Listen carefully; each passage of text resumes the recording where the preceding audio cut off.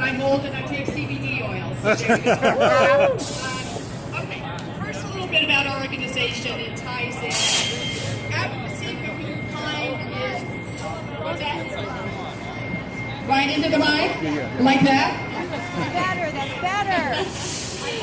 Advocacy for Humankind is working hard on many levels to end crimes of coordinated stalking that insidiously strip innocent U.S. citizens of their right to purposeful, fulfilling, and meaningful lives.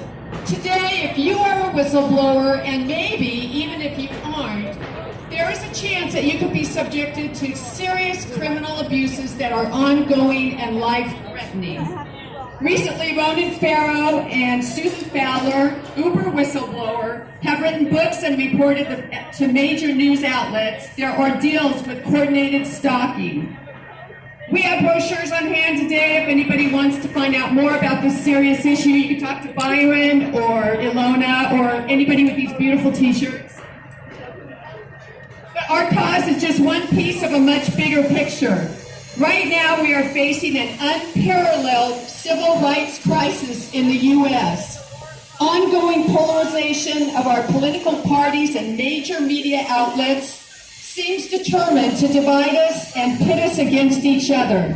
Many of our fundamental human rights as U.S. citizens are vanishing into thin air without our consent and without our knowledge.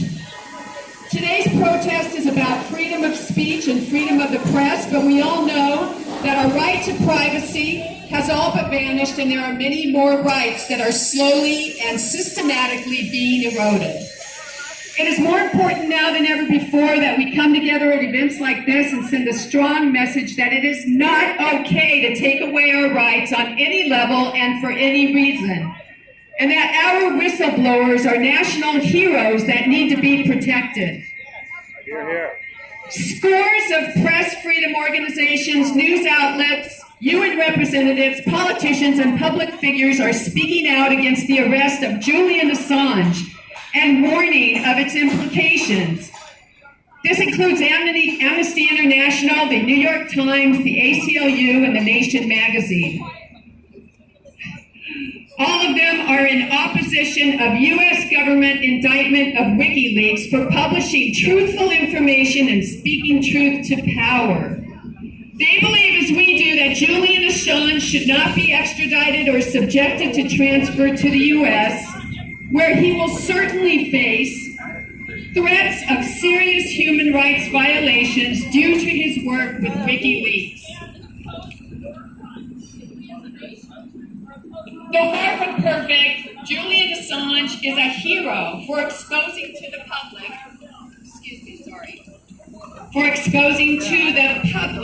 our government's efforts to conceal many of its most heinous and corrupt activities.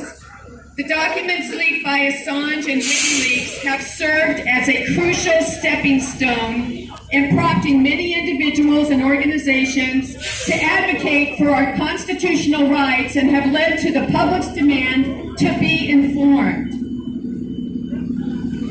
Wait for that guy to go by. As taxpayers, we give our money to promote the well-being of not only U.S. citizens, but all global citizens. If our money is not used accordingly, it is the right of the people to know. Julian Assange let the entire world know. It's come out recently that the CIA spearheaded a decade-long political conspiracy against Assange by the American, British, and Australian governments. U.S. imperialism and its allies want to silence him for life for the publishing of hundreds of thousands of documents laying bare the war crimes and other criminal activities of the U.S. and its allies around the world. They are desperate to prevent further damning leaks by courageous whistleblowers and journalists as they prepare new wars, assassinations, and coups. Who will stop the intelligence agencies, the Department of Defense, and the most powerful and frightening conglomerate in the world, the U.S. military-industrial complex? all consistently show a pattern of killing the messengers who bravely expose wrongdoing on a global level. We, the people, are now forced into a position where it is up to us to take our country back.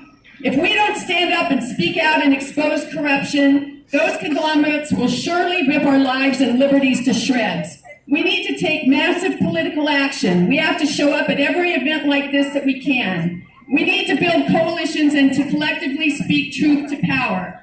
As Julian himself said, every time we witness an injustice and do not act, we train our character to be passive in its presence and thereby eventually lose our all ability to defend ourselves and those we love. So I'm going to repeat that.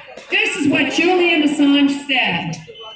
Every time we witness an injustice and do not act, we train our character to be passive in its presence and thereby eventually lose all ability to defend ourselves and those we love. God bless you all. Keep showing up and keep speaking out. Thank you. Thank you.